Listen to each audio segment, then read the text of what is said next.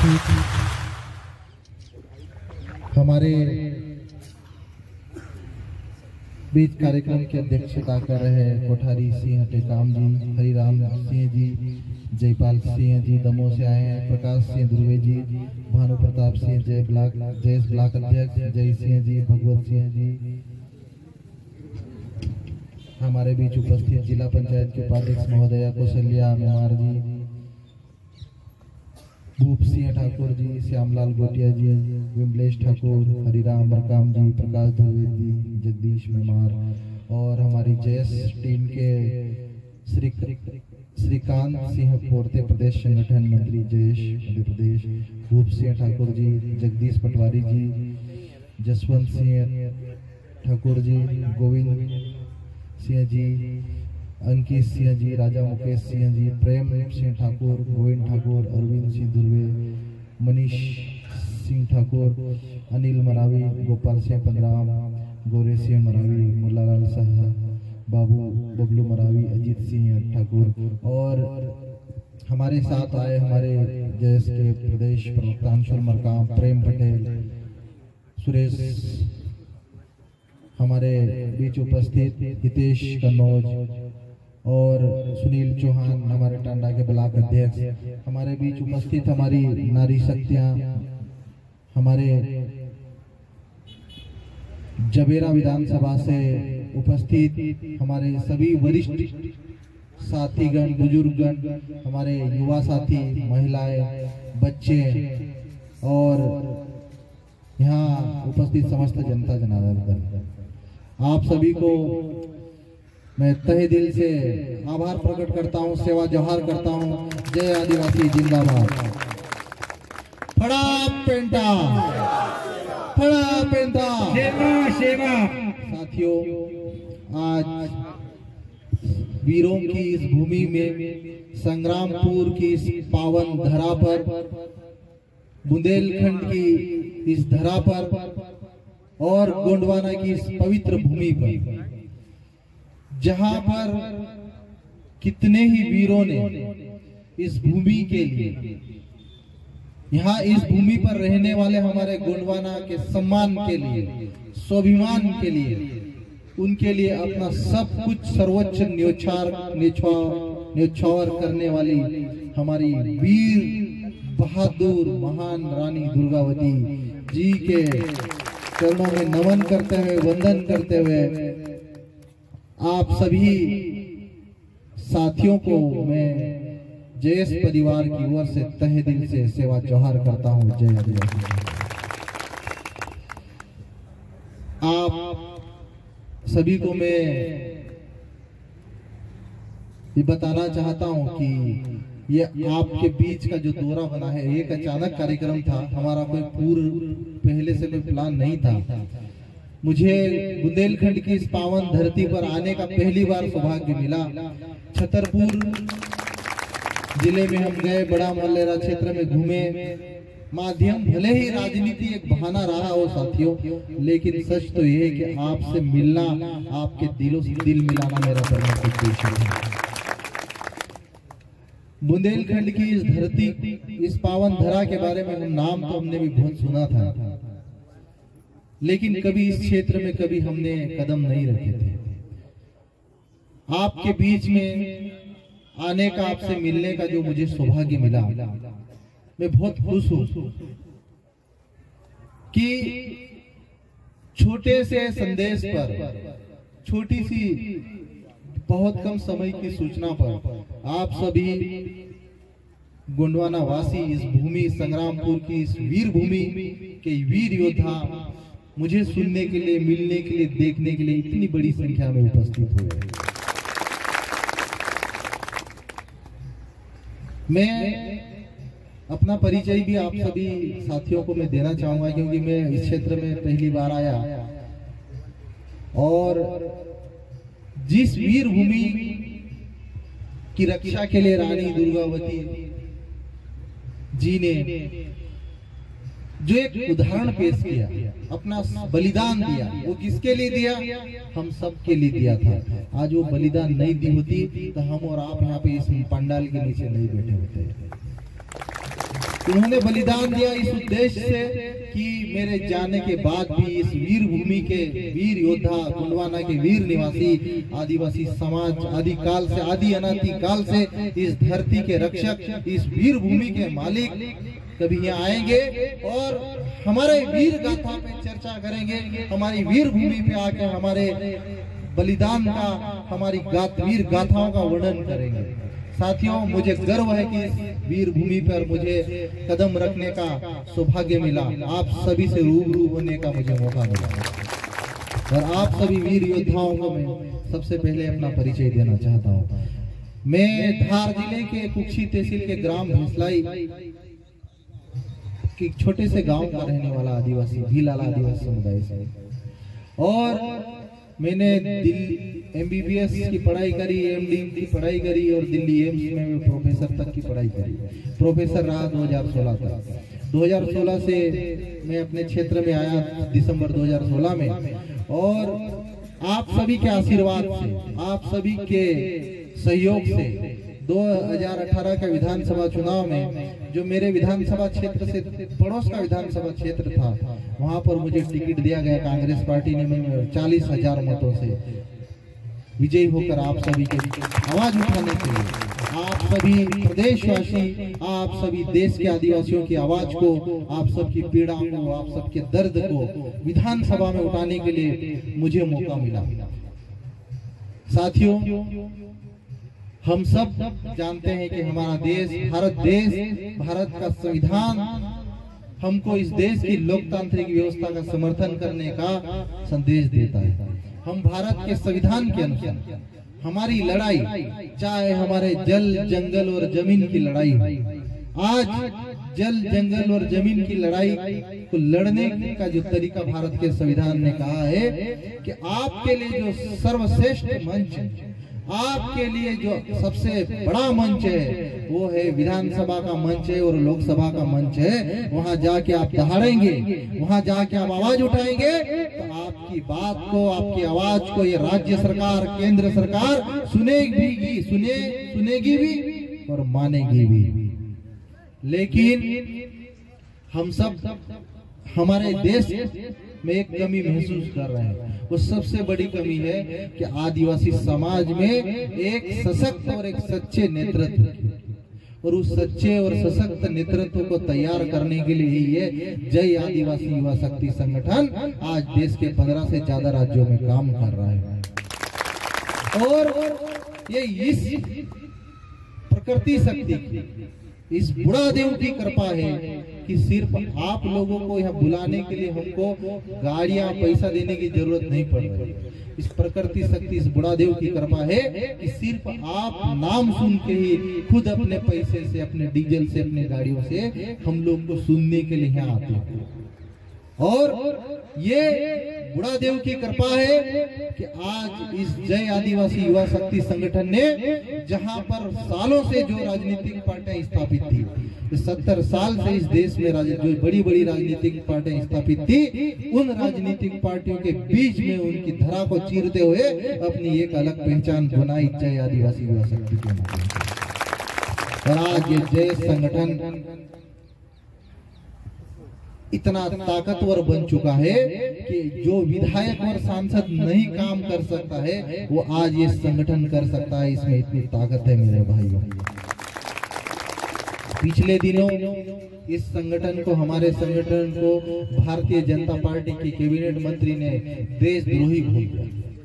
हमने कहा कि ये जय आदिवासी युवा शक्ति संगठन आदिवासियों के अधिकारों की, जो भारत के संविधान में दिए गए, ये सिर्फ उन्हीं अधिकारों की मांग कर रहा है। और अगर आप उनके अधिकार नहीं देना चाहते हैं तो देशद्रोही आप हो, ये जय संगठन नहीं है।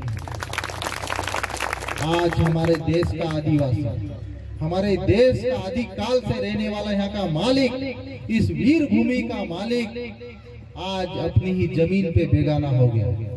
आज तुमने बड़े बड़े योजनाओं के नाम पे, जंगली जानवरों, शेर, चीता, हिरण को पालने के नाम पे हमारे ही आदिवासी जो पीढ़ी दर पीढ़ी, हजारों पीढ़ी से इस जंगलों की रक्षा करते आए, उन्हीं आदिवासियों को जंगलों से बेदखल करने के लिए तुमने बड़े बड़े प्लान तैयार किए।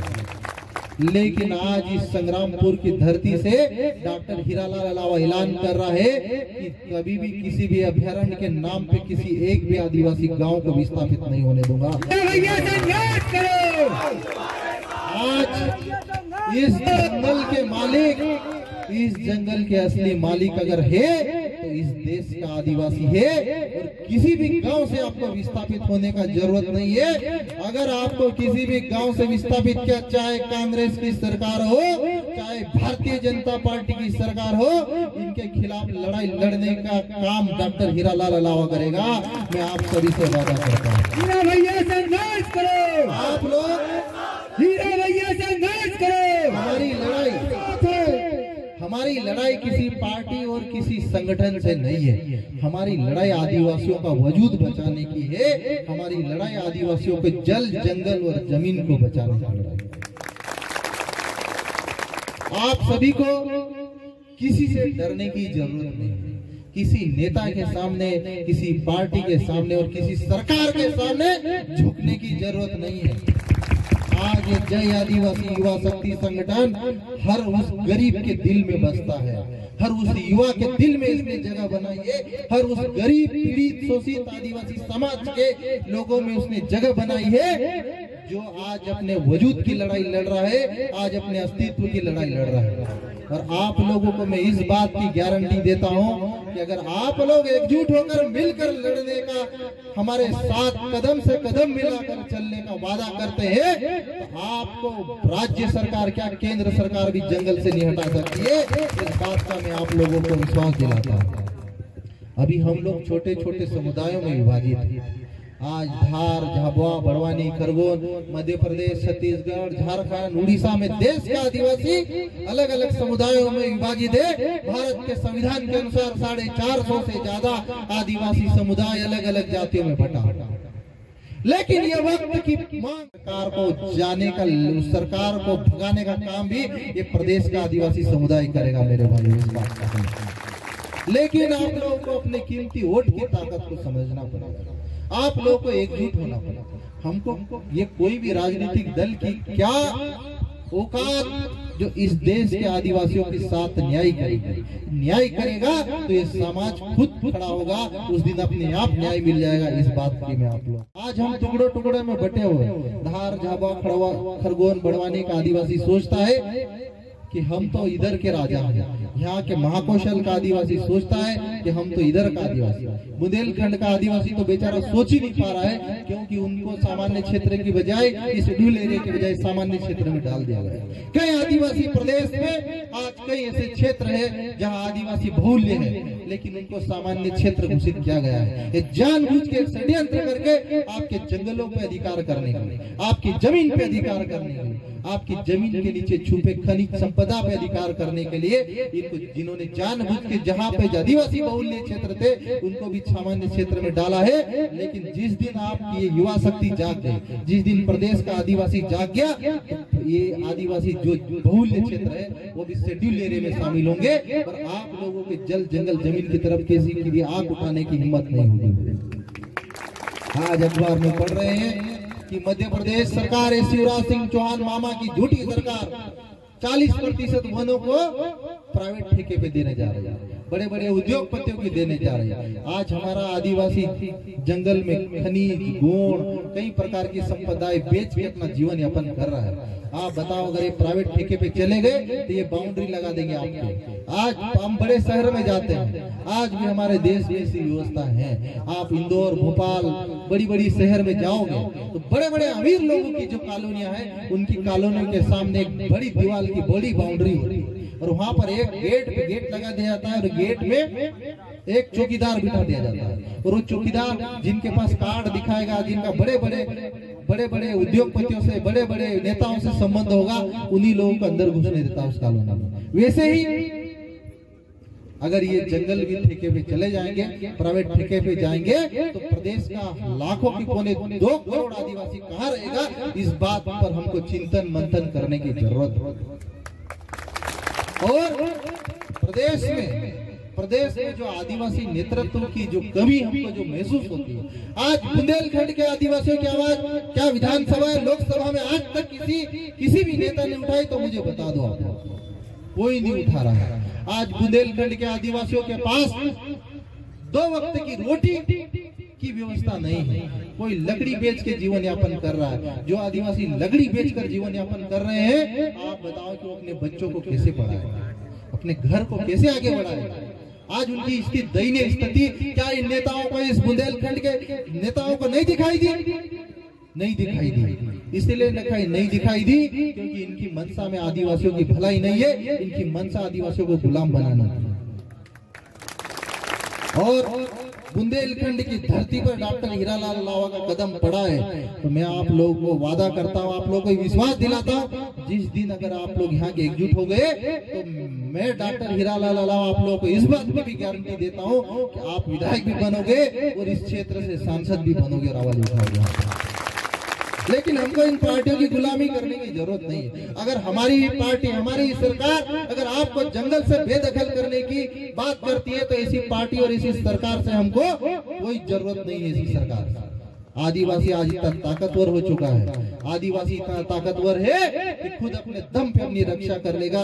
बस जरूरत है तो एकजुट होकर जरूरत है, हमको एक संगठित होने की जरूरत है। और गोंडवाना भूमि के इस संग्रामपुर की इस पावन धरती पर, इस क्षेत्र में रहने वाले, इस वीर भूमि में रहने वाले आप एक एक वीर योद्धा जिनके खून रगों में शंकर शाह, रघुनाथ शाह जैसे वीर योद्धाओं का खून आज भी बह रहा है, उनको किसी से डरने की जरूरत नहीं है, किसी के सामने झुकने की जरूरत नहीं है।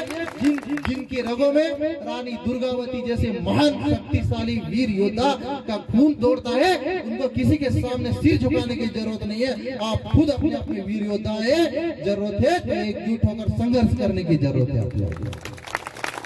आज इस पावन भूमि के हमारे युवा शक्ति, हमारा जय संगठन को आप लोगों से कुछ नहीं चाहिए, न पैसा चाहिए, न चंदा चाहिए, न किसी भी प्रकार से हम लोग आप लोगों से मांगे। हम तो सिर्फ आपके सहायक बनने होंगे। आज जयस के माध्यम से हम लोगों ने लोगों को एक समुदाय को दूसरे समुदाय से जोड़ने का काम कर रहे हैं। आज ये संगठन की बदौलत है कि आप मुझे जान रहे हैं। आज इस संगठन की बदौलत है कि आज आप लोग इस पंडाल के नीचे बैठे हो। आज इस संगठन की बदौलत है कि प्रदेश सरकार आदिवासियों को गंभीरता से ले रही है। आज इस संगठन की बदौलत है कि मध्य प्रदेश की पिछली कमलनाथ जी की सरकार को 9 अगस्त को आदिवासी दिवस घोषित करने की जरूरत है। इस संगठन की ताकत है कि पहली बार 9 अगस्त को हर ट्राइबल ब्लॉक में 50-50 हजार आदिवासी दिवस मनाने के लिए देना पड़ा। और अगर आप लोग सब लोग सहयोग करेंगे, साथ देंगे, तो अगर कमलनाथ जी की सरकार अभी बनती है तो ये ट्राइबल ब्लॉक ने जहां भी आदिवासी ब्लॉक के आदिवासी रहते हैं सारे ब्लॉकों में हम लोग छुट्टी भी घोषित कराएंगे और उनको फंडिंग भी दिलवाएंगे आदिवासी दिवस की। आज हम तुम्हारे साथ हैं। आज मध्य प्रदेश में आप लोगों को बता दूं कि मुझे बुंदेलखंड में कमलनाथ जी ने इसीलिए भेजा कि बड़ा मलेरा क्षेत्र में आदिवासी भाई बंधु है, मिल के आओ। मैं पहली बार इस भूमि पर गया और मैंने देखा कि वहाँ पे बड़ी संख्या में शोर समुदाय के आदिवासी समुदाय, बड़ी बदतर स्थिति में, कोई गिनती ही नहीं मध्य प्रदेश में। और आप लोग को मैं बता रहा हूँ कि मध्य प्रदेश के इस बड़े से मानचित्र में बुंदेलखंड में आदिवासियों की कोई चर्चा दूर दूर तक नहीं होती है। क्यों नहीं होती है? क्योंकि आपने एक भी नेता नहीं दिया। आपने हमेशा दूसरों के पीछे भागते रहे, लेकिन जिस दिन अपना नेता पैदा करोगे डंके की चोट पे आपकी आवाज उठेगी उस विधानसभा में। हमको किसी नेता के पीछे भागने की जरूरत नहीं है। ये जो जय संगठन है, जय आदिवासी युवा शक्ति संगठन है, ये आप लोगों का अपना संगठन है। ये आप लोगों को जोड़ने का काम करेगा, ये आप लोगों को हमेशा कुछ देने का काम करेगा। आपसे कभी कुछ मांगेगा नहीं, इतना भरोसा कर सकते हैं आप मेरे ऊपर। साथियों, मैं 2016 तक दिल्ली एम्स, जो भारत का सबसे बड़ा संस्थान, मेडिकल संस्थान, जहाँ पे कदम रखने के लिए दुनिया तरसती है, मैं उस संस्थान में 2016 तक प्रोफेसर रहा हूँ। तो मैंने इस दुनिया देखी होगी कि दिल्ली जैसे शहरों में रहकर मैंने वहाँ की लाइफ स्टाइल और यहाँ हमारे जंगल में रहने वाले आदिवासी बंधुओं की स्थिति देख के मुझे कितना दुख हुआ होगा। आज ये राजनीति अपनी जगह है। आज राजनीति नहीं थे तब भी हम आदिवासियों के लिए पिछले कई सालों से लड़ रहे हैं, और राजनीति में नहीं रहेंगे तब भी लड़ते रहेंगे। लेकिन एक बात हमको महसूस करना है, समझना है, जानना है कि हमारी जो लड़ाई, हमारी जो मांगे हैं, इस संविधान की जो लोकतांत्रिक व्यवस्था है, विधानसभा और लोकसभा के मंच पे जाके ही हम लोग हासिल कर सकते हैं। सड़क पे कितने सालों, 70 सालों से हमारा समाज दौड़ रहा है, आंदोलन कर रहा है, धरने प्रदर्शन कर रहा है। आपको सिर्फ आश्वासन पे आश्वासन, आश्वासन पे आश्वासन, लेकिन आज तक संविधान में 5वीं अनुसूची बनाई, पैसा कानून बनाया, वन अधिकार कानून बनाया 2006 में, लेकिन आज तक आदिवासियों को पट्टे नहीं दिए गए, क्योंकि इनकी मंशा, इस देश के शासकों की मंशा इस देश के आदिवासियों के साथ न्याय करने की नहीं है। हमको खुद आगे आना पड़ेगा, अपनी लड़ाई खुद लड़ना पड़ेगा। आज डॉक्टर हीरालाल लावा जीत करके ये विधानसभा में नहीं घुसा होता तो क्या ये सरकार मेरी बात सुन रही होती? मैं सरकार में गया, सरकार में विधायक बना, अंदर सिस्टम में घुसा तो मेरी बात सुनते हैं, मानते हैं, इनकी मजबूरी। और जिस दिन ये प्रदेश का आदिवासी इस बात को समझ गया, महसूस कर गया कि क्या, तो किसी की हिम्मत नहीं होगी आदिवासियों को जंगलों से बाहर भगाने की, आदिवासी गांव का अभ्यारण्य के नाम पे खदेड़ने की। मैं तो इस बात की भी आप लोगों को विश्वास दिलाता हूं कि आप लोग एक भी आदिवासी को जंगल से बेदखल होने की जरूरत नहीं है। आप लोगों को एक भी आदिवासियों को अपना गांव छोड़ने की जरूरत नहीं है। सरकार आए और इन आदिवासियों को इनके गांव पे पट्टा दे, जंगल भूमि पे इनका अधिकार दे, और अगर नहीं देगी तो इनके लिए लड़ेंगे हम लोग। साथियों, मैं यही कहना चाहता हूँ, इस गोंडवाना की वीर भूमि को, संग्रामपुर की इस वीर धरा पर रहकर यही आप लोगों से कहना चाहता हूँ कि जल, जंगल और जमीन की लड़ाई जो कोमराम भीम ने शुरू करी, आज कोमराम भीम जैसे आदिवासी योद्धा के ऊपर फिल्म भी बन के तैयार है, और उसी फिल्म के आधार पर उसने जल, जंगल और जमीन, जिसके लिए बिरसा मुंडा ने आंदोलन किया था, जिसके लिए टंटा भील ने लड़ाई लड़ी थी, वैसे योद्धाओं की और जरूरत है। एक डॉक्टर हीरालाल लावा की जरूरत नहीं, हमको हजारों डॉक्टर हीरालाल लावा की जरूरत है, हजारों बिरसा मुंडा की जरूरत है, हजारों हमको शंकर शाह, रघुनाथ शाह जैसे बलिदान देने वाले आदिवासी योद्धाओं की जरूरत है, गोंडवाना योद्धाओं की जरूरत है। आप लोगों से यही कहना चाहूंगा कि इस जल, जंगल, जमीन की लड़ाई को हम मिलकर लड़ेंगे और जीतेंगे, ये मेरा वादा है आप सभी से। आप सभी के सामने मैंने बहुत सारी बातें रखी।